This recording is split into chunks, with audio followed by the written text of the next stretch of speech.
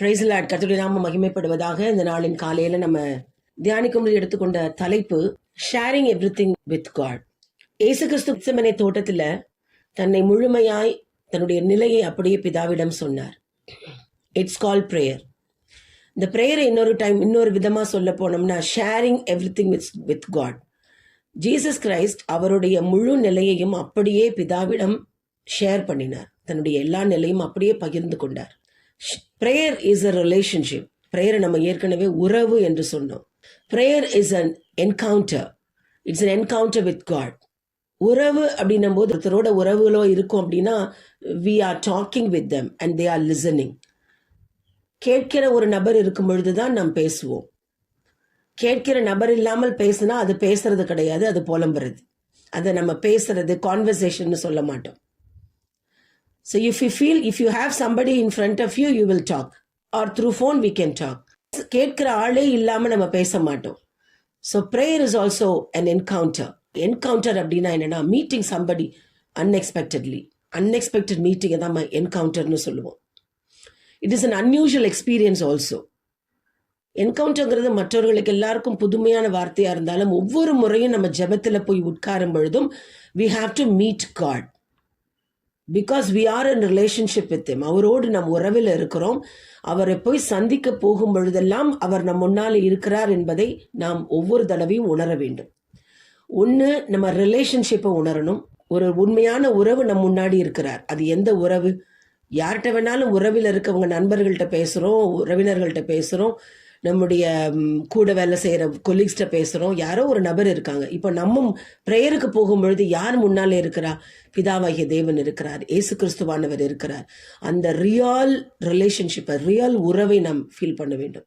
ரெண்டாவது, கிறிஸ்துனுடைய பிரசன்ஸ். அதுதான் அவருடைய presence. when we are in flesh we can't encounter God. When we come into the spirit of God we easily encounter God. So we have to feel the presence of God. நமக்கும் தேவனுக்கும் உள்ளான ஒரு personal relationship உணர வேண்டும். இது மூணு இருந்துச்சுன்னா தான் என்கவுண்டர். அதுதான் சரியான பிரேயர். அந்த பிரேயர்ல மட்டும்தான் நாம் நம்மை முழுமையாக அவரிடம் ஷேர் பண்ணுகிறவர்களாய் இருப்போம். இயேசு கிறிஸ்து இதை தான் செய்தார்.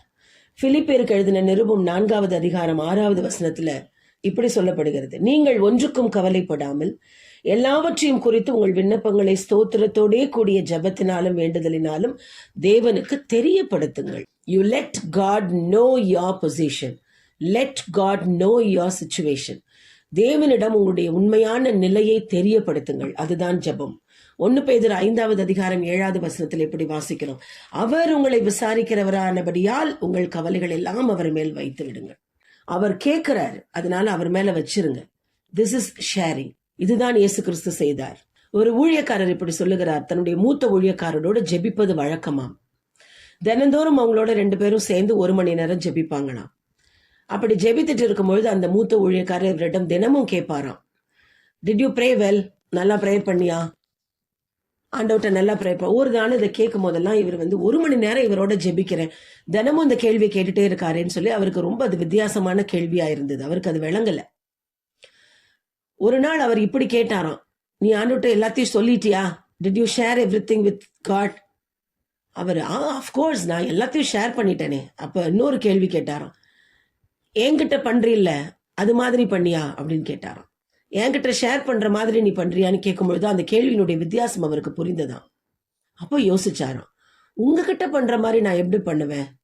யோ my pastor, you my elder, நான் உங்ககிட்ட வேற மாதிரி பண்ணுவேன், பட் காட்கிட்ட நான் அப்படி சொல்ல முடியாதே அப்படின்னு சொன்னாராம். அப்போதான் அவர் அதை கற்றுக் கொடுத்தார். இல்ல, பிரேயர் இஸ் ஷேரிங் எவ்ரிதிங். என்கிட்ட பேசுற மாதிரி நீ பேசணும்.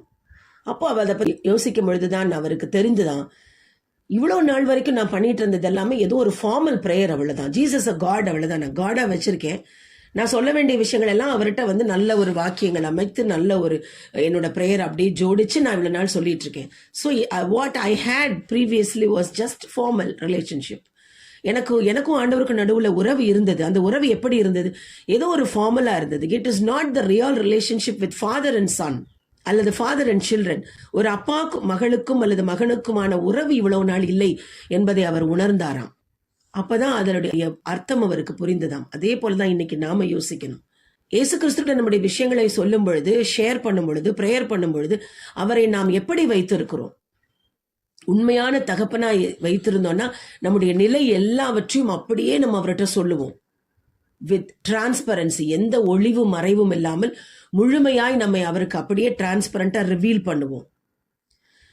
அந்த ஊழியக்கார் சொல்கிறார், அவர் எப்படி அந்த மூத்த ஊழியக்கார் சொன்னாரோ அதன்படி ஜெபிக்க ஆரம்பித்த உடனே அப்போ இயேசு கிறிஸ்து அப்படி எப்படி ஃபீல் பண்ணாரா? I felt Jesus as my best friend அப்படின்னு சொல்றார். ஒவ்வொரு தடவையும் இயேசு கிறிஸ்துட்ட போகும்பொழுதும் அவர் நம்மளுக்கு ரிலேஷன்ஷிப் கொடுத்திருக்கார். He is not just got in heaven. ஏதோ மேல இருக்கிற தகப்பன் அவர் நமக்கு ரட்சிப்பை கொடுத்திருக்கார், அவரை நம்ம கடவுளாய் தான் பார்க்கணும் இல்லை, நமக்கு உறவு கொடுத்திருக்கிறார், நமக்கு தகப்பனாய் இருக்கிறார். ஸோ அப்பாட்ட பேசுற மாதிரி நம்ம பேசலாம். நம்முடைய பெஸ்ட் ஃப்ரெண்ட் அவரு. ஃபேமிலியில கூட நம்ம ஷேர் பண்ணாத நிறைய விஷயங்களை ஃப்ரெண்ட்ஸ் கிட்ட ஷேர் பண்ணுவோம். So you can share everything to your father, your God Jesus Christ. அந்த ரிலேஷன்ஷிப், அந்த உரிமையை தேவன் நமக்கு கொடுத்திருக்கிறார். ஜெபம் என்பது ஏதோ போய் முழங்கால் போட்டுட்டு நம்ம சொல்ல வேண்டிய எல்லாத்தையும் சொல்லிட்டு பிரைஸ் பண்ணிட்டு எந்திரிச்சிட்டு வர்றது கிடையாது. That is a relationship. If you meet somebody with who is close to your heart, நம்ம இருதயத்துக்கு ரொம்ப பிடிச்சமான ஒரு நபரை போய் நம்ம சந்திக்கும் பொழுது நம்முடைய ஃபீல் எப்படி இருக்குமோ அதே ஃபீல் தான் நமக்கு பிரேயர்ல இருக்கணும். That is encounter. So sharing everything with God is an encounter all the time. Whenever we kneel down, எப்பொழுதெல்லாம் நம்ம ஜெபிக்கிறோமோ, எப்பொழுதெல்லாம் முழங்கால் படிக்கிறோமோ அப்பொழுதெல்லாம் we should feel the encounter. இதுதான் இன்றைக்கு நம்ம கற்றுக்கொள்ளுகிற பாடம். இயேசு கிறிஸ்து எப்படி பிதாவிடம் தன்னுடைய உண்மை நிலைமை அப்படியே சொன்னாரோ, அந்த ஆனஸ்டி நம்ம சொன்னோம் இல்லையா, ஆனஸ்டி, நேர்மை. ஏதோ நேர்மையா இருக்கணும், நான் உண்மையா இருக்கணும்னு போய் அப்படியே நீ வாக்கியங்கள் அமைச்சு அழகாய் ஜெபிக்கிறதை தேவன் எதிர்பார்க்கல. Whatever you feel in your heart, you have to share everything. That's what God needs from us. அப்படிப்பட்ட ஜபத்தை செய்யும் பொழுது இந்த ஜபமே நம்மளுக்கு ரொம்ப இனிமையாக இருக்கும். ஏன்னா இந்த உறவு இருக்கு பார்த்தீங்களா, இது யாருக்கும் கிடைக்காத ஒரு ப்ரெஷியஸான உறவு. இந்த உறவுல நம்ம ஜெபிக்கும் பொழுது நம்ம ஃபிளஷ்ல இல்லை, நம்ம ஸ்பிரிட்ல அவரோடு இணையும் பொழுது கர்த்தர் நம்மோடு இடைப்படுகிறார், அவர் நம்மோடு பேசுவார். அதை பின்னாடி வர நாட்கள்ல நம்ம பார்ப்போம். இது எல்லாவற்றையும் இந்த ஷேரிங்கை நம்ம கற்றுக்கொண்டோம் என்றால் ஜபம் நமக்கு ஒரு ப்ரெஷியஸ் டைம். ஸோ இப்படி ஜெபிக்க கற்றுக்கொள்ளுவோம். Share everything with God. நம்மள்ட்ட இருக்க எல்லாவற்றையும் ஆண்டவர்ட்ட ஷேர் பண்ணுவோம். நிச்சயமாய் அதற்குரிய பதில், ஏன்னா கேட்கிறவர் நிச்சயமாய் நமக்கு பதில் கொடுப்பார். நம்முடைய ஜபத்தை கேட்கிறவர் பேசாத தேவன் அல்ல, அவர் பேசுகிற தேவன். நிச்சயமாய் நமக்கு திருப்பி பதில் கொடுப்பார், நம்மோடு பேசுவார், நம்மோடு உறவாடுவார். So confirm the relationship in your prayer time. God will bless you. Thank you.